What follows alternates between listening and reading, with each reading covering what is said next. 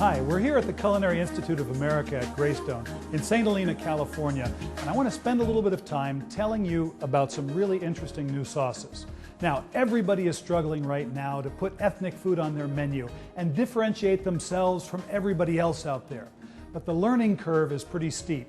Now, you're all familiar with the soy, you're familiar with the teriyaki glaze, but what you might not be familiar with is ponzu sauce, Thai curry, hoisin, oyster, unagi sauce.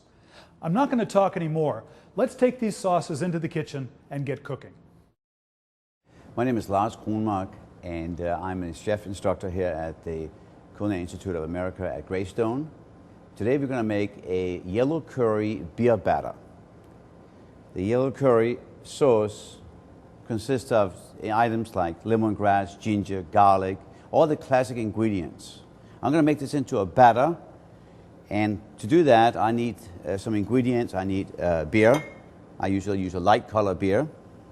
I use flour, and I use ice water. The way we're going to put this together is by mixing together ice water,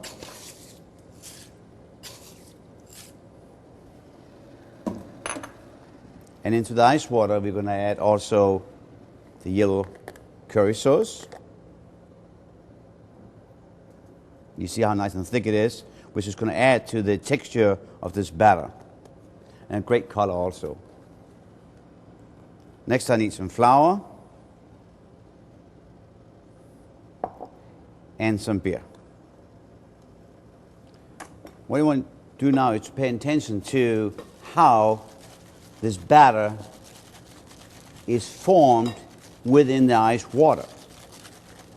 You see here already it has a great color, and I need to add enough flour that it will coat whatever you want to deep fry. As the ice cube melts, you can add more water or flour and adjusting the different textures back and forth. A little bit of salt.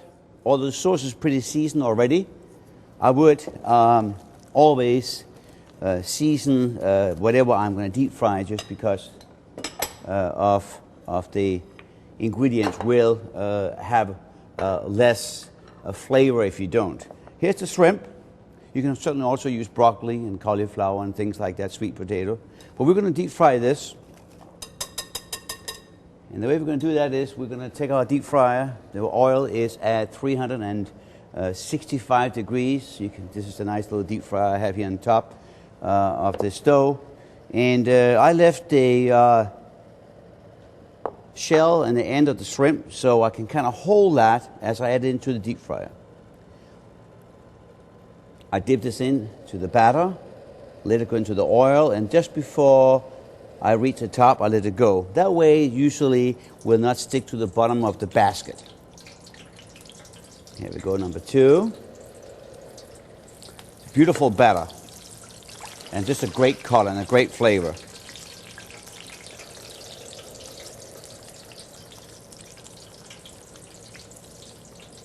Have ready next to you also some paper towels. So we can take this out, we can put it on a paper towel for just a half a minute or so. And usually I serve this with a slice of lemon or a dipping sauce of a type.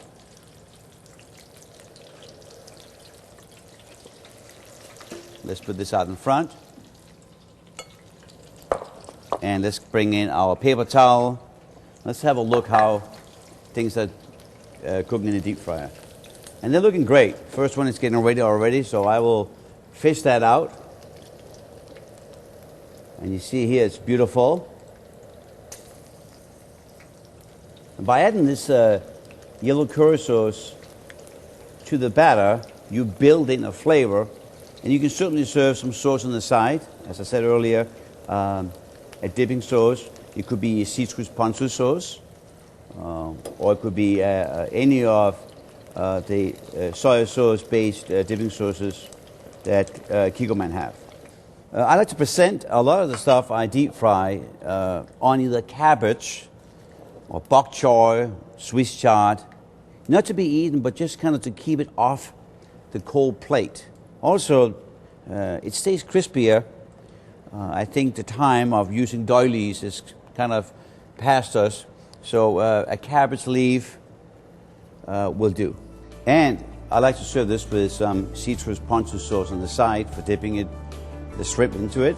And here we go, yellow curry sauce, beer battered shrimp.